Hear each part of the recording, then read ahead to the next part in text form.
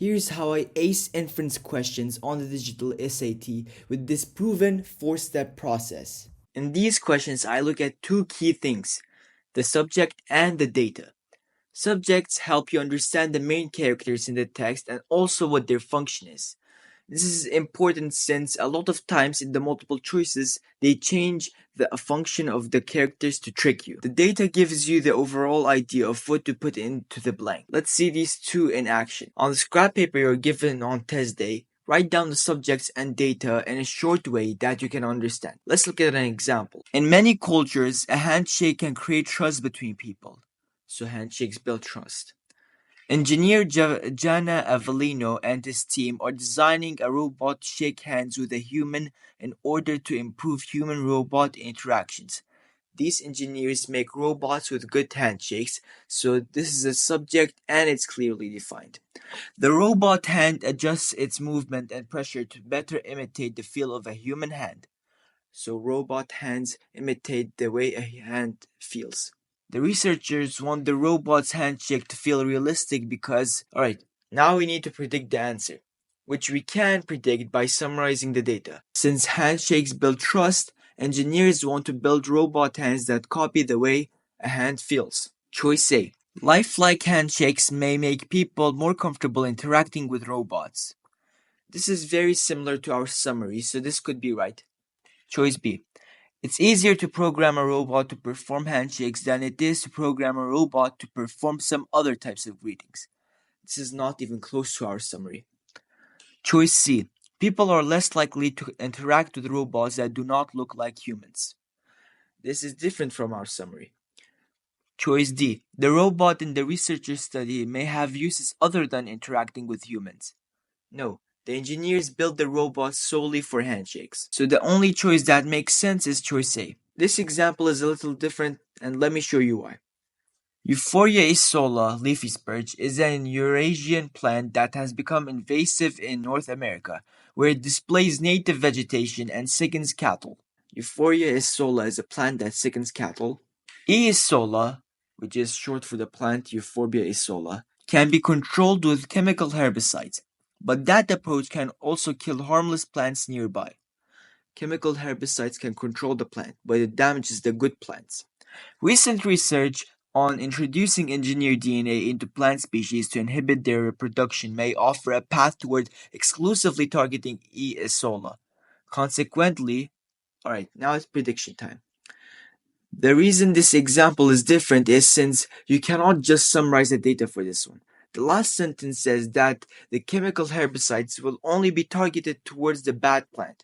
Using the data we've acquired, this would mean that the good plants won't be affected. Now let's compare the multiple choices. Choice A. Consequently making individual E. isola plants more susceptible to existing chemical herbicides. Nope, we want an answer that tells us that good plants are not going to be affected. Choice B. Consequently, enhancing the ecological benefits of E. isola in North America. This is why it is important to understand the subject and their functions. We know E. isola is bad, and there are no benefits to it. Plus, it doesn't mention that good plants won't be affected. Choice C. Consequently enabling cattle to consume E. isola without becoming sick. This choice could trick a lot of people, but it doesn't mention good plants won't be affected. So that's wrong. Choice D. Consequently reducing invasive E. isola numbers without harming other organisms. This is correct since it states that good plants or organisms won't be damaged or harmed. This is the final example. Laura Mulvey has theorized that a narrative film, shots issuing from a protagonist's point of view, compel viewers to identify with a character. We have the subject, Laura Mulvey, who has a theory that says shots from protagonist's point of view can help the people to get closer to the character or identify with him. Such identification is heightened by invisible editing, or editing so inconspicuous that it renders cuts between shots almost unnoticeable. So invisible editing is unnoticeable. Conversely, Mulvey proposes that conspicuous editing, or absence of point-of-view shots, would induce a more critical stance toward a protagonist. No point of view doesn't let the viewer identify with the character. Consider, for example, the attic scene in Alfred Hitchcock's The Birds, a conspicuously edited sequence of 10 shots, few of which correspond to the protagonist's point of view. According to Mulvey's logic, this scene should affect viewers by... Alright, so putting the data together, we can see that the viewer did not identify with the protagonist. Alright, let's check the answers. Choice A.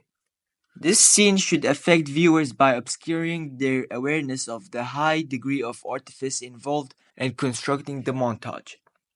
It doesn't mention that the viewer didn't identify with the protagonist. Choice B. This scene should affect viewers by lessening their identification with the protagonist, if not alienating them from the character altogether. This mentions that the viewer didn't identify with the protagonist, so this would make sense. Choice C. This scene should affect viewers by compelling them to identify with the film's director, whose proxy is a camera, and not with the protagonist. It doesn't mention that the viewer didn't identify with the protagonist, so this is wrong. Choice D. This scene should affect viewers by diverting their attention away from the film's content and toward its stylistic attributes. It doesn't mention that the viewer didn't identify with the protagonist. This question is a little different, and this is because this is not an inference question. It is a function of the underlined sentence question. And if you would like to know how to solve them, watch this video next.